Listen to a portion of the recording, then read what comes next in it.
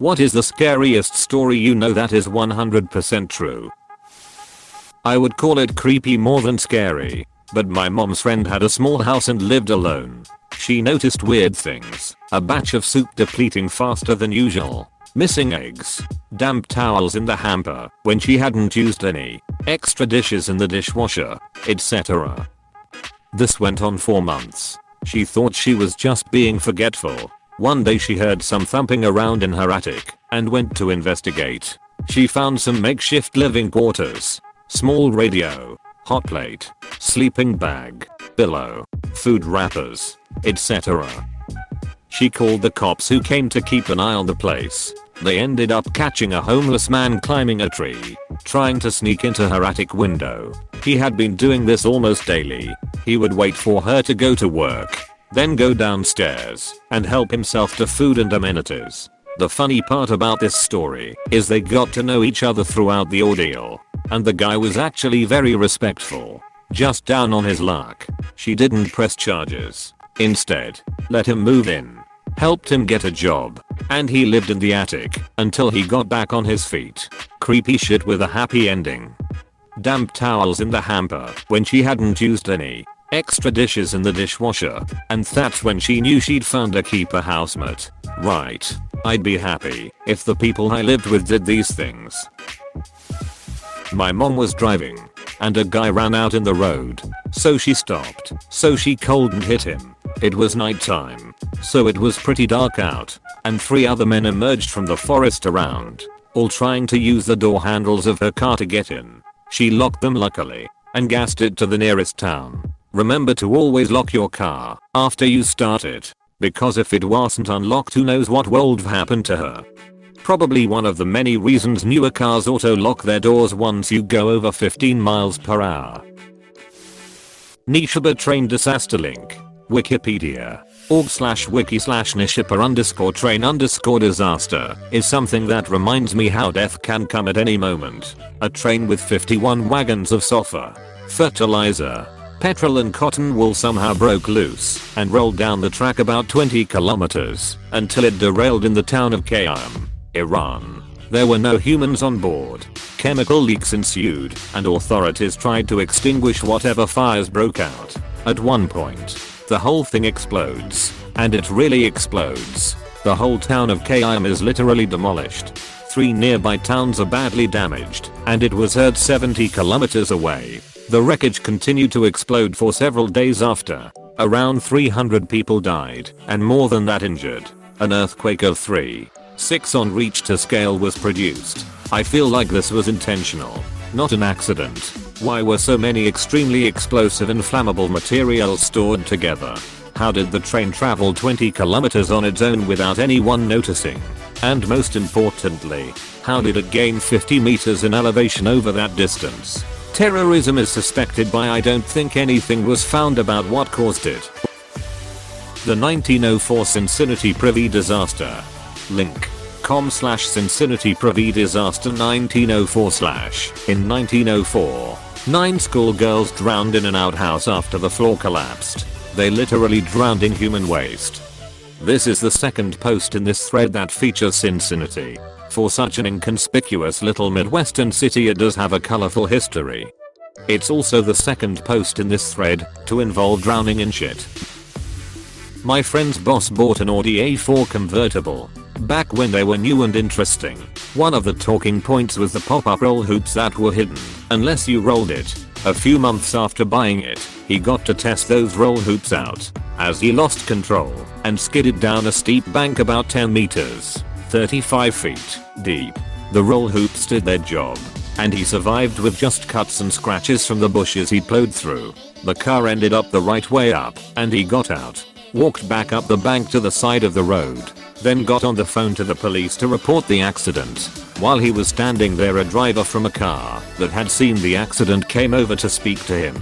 Approaching from behind, the other driver asked if he was okay. My friend's boss turned around to reply and dropped dead. His neck had been fractured, but was in one piece right up until he turned his head, when it severed his spinal cord. That would be so fucking traumatic for the other driver. Can you imagine? Dude probably thought he had crazy demon powers that killed anyone who looked at him. Artemis Pyle, the drummer from Lynyrd Skynyrd, survived a plane crash and walked to a nearby house only to be shot by the homie Arwana. The homie Arwana saw a bloody long-haired man and winged him. Pyle survived that as well and made a full recovery. Before my dad died, he once told me a story from when he was in Vietnam in the 1960s. He told me about a mission where he and one other American with 5 CIDG strikers, South Vietnamese villagers turned fighters, were tasked to emplace seismic ground sensors along a trail network deep in the jungle. He said they were about 2 days into the mission when he and 2 of the strikers split off from the main group to go watch a nearby trail intersection. He said the jungle was pretty quiet that day, just the sounds of birds and bugs and an occasional monkey. He said they had been watching the trail intersection for about 3 or 4 hours and were deciding on whether to move further down the trail or to turn back and link up with the rest of the patrol. Before leaving the cover of the brush, my dad said he checked the trail ahead of them one last time and prepared his men to move. Now here is where the story gets interesting, and he told this part with absolute dead seriousness. He said just as he started to step out onto the trail, he sees a light-skinned black Union cavalry soldier in full battle gear laying alongside the trail just shy of the intersection. My dad said the Union soldier had 2 pistols, a Spencer rifle and a short curved club at his hip. As my dad was trying to process what he was seeing, the soldier looked directly at him and smiled. Then the soldier slowly placed a finger up to his lips, as if to tell him to be silent, and then motioned my dad back off the trail. My dad said he signaled for his men to remain hidden, and he recalled that as he slipped back into the jungle on one side of the trail, the Union soldier did the same on his side of the trail. Less than 10 seconds later, he said the lead element of a group of NVA, North Vietnamese Army soldiers, walked right through the trail intersection some 30 feet away. My dad estimated that the group was comprised of some 70-80 soldiers equipped with automatic rifles, light machine guns and rocket-propelled grenade launchers. He has no doubt that his entire team would have been wiped out on the spot. He said as soon as the enemy soldiers had passed, he and his team beat feet out of there as fast and as quietly as they could and rejoined with the rest of the patrol. He reported the enemy soldiers his team had encountered, but decided not to say anything about the soldier he had seen.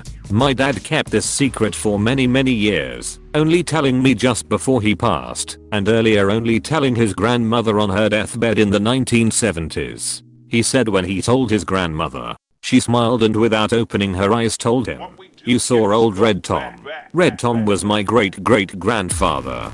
He was a half-black/half Creek freeman who was a scout for the Union Army during the Civil War and later served with the U.S. Cavalry in the American West. He was known for carrying 2 pistols, a Spencer rifle and a Creek war club into battle. That is one of the most interesting, as opposed to horrifying, stories I've seen in this thread. Thank you for sharing. When my aunt was about 16, she was working at a grocery store and had a boss in his mid-20s. One day he called the house and was begging her to sneak out and hang out with him. She was considering it because it was her boss and she didn't want to say no. My mom, who is 2 years younger than her, always gets these incredibly spot-on gut feelings. She had one that night and begged my aunt not to go out with him. Thankfully she listened to my mom and told him no, which made him really angry. He ended up going out that night and meeting another girl. He took her out to some cliffs and raped her and pushed her off. Somehow she lived through this and was able to get him sent to prison. I feel so sorry for that girl and so thankful for my mom and her gut feelings. Always trust your gut. So, a 20-something man wanted a 16-year-old girl, Akira minor, who was also one of his employees, to sneak out and hang out with him. I'd say no gut feelings required for that one. Dude is a creeper. Good job that your mom warned her sister. Smart girl. I spent my first 10 years in New Delhi. Back then, we would find dead women, burnt with acid or set on fire, and it used to be so normal. Like, oh look, another one of those dowry cases, where her family didn't pay the husband enough money, so they killed her. Many years later I revisited those memories, and realized how insane that actually was. I'd totally forgotten about all that. People who use acid as a weapon are seriously ducked. People who kill women over dowries are seriously ducked. I worked for U-Haul when I was 18, and it was located in front of a club that was known for being really sketchy. I came in to open one morning, and it was common for people to knock on the door hoping to get in early and get their truck. On this day, I hear frantic knocking on the door. I'm there alone still, so it kind of startled me. I look and there's a woman, completely naked, covered in what looks like blood.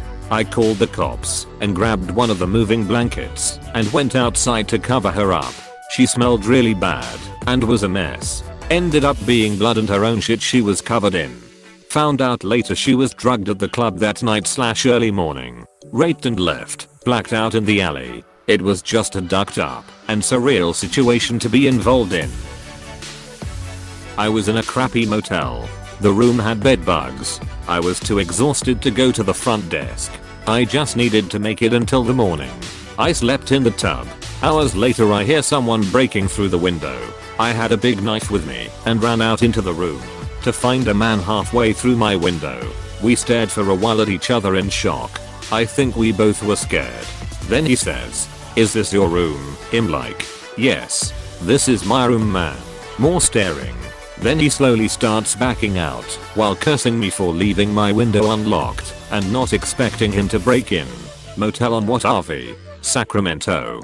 In a thread full of stories making me question why I'm even here. Yours has some comical value, at least while I understand it might have been traumatic for you. This part, we stared for a while at each other in shock. I think we both were scared. Then he says, "Is this your room?" I'm like, "Yes. This is my room, man." More staring. Then he slowly starts backing out while cursing me for leaving my window unlocked and not expecting him to break in. Just makes me laugh so much for some reason. Old janitor from high school. Friendly Ecuadorian man who went biping. Worked at the school for 20 plus years and nobody had a problem with him. I guess his wife was leaving him, and in the process of moving out he caught her in bed with her new man. Next day, in the middle of town, he opened fire on her, the man, and then killed himself before any cops had time to respond. My friend tripped and fell onto the tracks, landing his face onto the third rail. We kinda stood there in absolute shock because we thought he was dead. But then he said, "Can I move? Will I be electrocuted?" We told him to move instantly and he did. We got him off the tracks, and no less than 2 minutes later a train went zipping by. I think the third rail turned on seconds after his face came off of it. I know that's not scary to a lot of people, but to me, it was because I would have lost a close friend back when I was about 12. That there's a guy casing the bar that I work at literally right now, and I can't do anything to stop him. He's been in asking what time/days we are open and what days we have security. Caught him feeling the corners of our windows and doors too. Unfortunately, until he breaks in and robs us, the police won't do a thing. A guy I work with was riding his dirt bike through the woods and somebody hung a cable between two trees. My buddy caught his throat on it and saw the dude steal his dirt bike. Woke up in the hospital with a lacerated throat and a broken larynx. Pretty crazy what somebody will do for something so cheap. Dude is lucky he didn't get decapitated. Yep, that has happened where I'm from a few times. Usually people on snowmobiles. The case of Elizabeth Smartlink. Wikipedia. org/wiki/kidnapping_of_Elizabeth_smart. She was kidnapped, repeatedly raped, psychologically tortured, and then brought around in plain sight in heavy religious garb. She had brushes with people who could have helped her, but her kidnapper claimed she wasn't allowed to speak in public or reveal her face for religious reasons. The reason she was rescued is because her sister was awake during her kidnapping and pretended to be asleep. She knew she recognized the voice, but it took her 9 months to remember. It was a guy that used to do yard work for the family. The police didn't believe her because of the elapsed time, but pursued it to appease the family. What pisses me off about this story is the fact that Wanda Bazi is out of jail as we speak and is on probation. She should be in prison for the rest of her life just like the kidnapper. Elizabeth even said she was the most evil woman she has ever met. There are drug dealers spending more jail time than Wanda. I can't believe they let that woman out of prison. But what's even more unbelievable to me is that she wasn't killed by another inmate for what she did to that poor girl. The story of Mary Vincent always stands out to me. In 1978, 15-year-old Mary was hitchhiking. A man named Lawrence Singleton picked her up. He brutally raped her and eventually made her get out of the car. She planned to run, but he noticed and cut both her arms off. He threw her into a ditch/ravine and left her to die. She packed her stumps with mud to stop the bleeding and spent all night crawling out. She eventually makes it to the highway and starts walking, naked and covered in blood. The first car that saw her sped away in fear. The second car was a couple on their honeymoon. They picked her up and she survived. Edited to I was in a rush when I wrote this, so you should definitely read more into the story. It's crazy. From the horrific act itself, to the court proceedings, to the fact that he hardly served any time. The part of this story that ducked me up was she tried to run. He grabbed her by the arm and turned and hacked her with the hatchet. She said she watched as her dismembered arm clung to his forearm after he separated it. How do you get to the point where you are hacking someone's arm off with a hatchet? That's a different level of depravity that I hope to never encounter. Nutty Putty Cave in Utah was sealed up in 2009 after John Jones was trapped upside down in a small crevice while spelunking. When rescue teams finally arrived, he had been upside down for so long that his legs were drained of blood. The only possible way to have gotten him out was to break his legs, which would have sent him into fatal shock. He died after being trapped for 28 hours. His body's still in the cave. Didn't they almost get him out? But then one of the pullers snapped and he got trapped even worse. That's my personal nightmare. Yes, this story's why I'm never going spelunking. There was a woman who worked in a science lab who spilled 2 drops of organic mercury on the back of her gloved hand. Those 2 drops destroyed her entire nervous system and brain. Link: youtube.com/watch v=nj7m01jv058. The mercury story always scares the crap out of me because I used to work in a lab and we had a compound that could go through gloves. I read the material safety data sheet before I handled the compound, something you're always supposed to do, and it warned that proper personal protective equipment should be worn and that the compound was a horrible, toxic carcinogen. Not knowing that it could go through gloves, none of us did. We began handling it. I got some on my palm and continued working. It only took like 5 seconds for my hand to feel warm and strange. So I removed the glove and there was a large splotch on my left palm.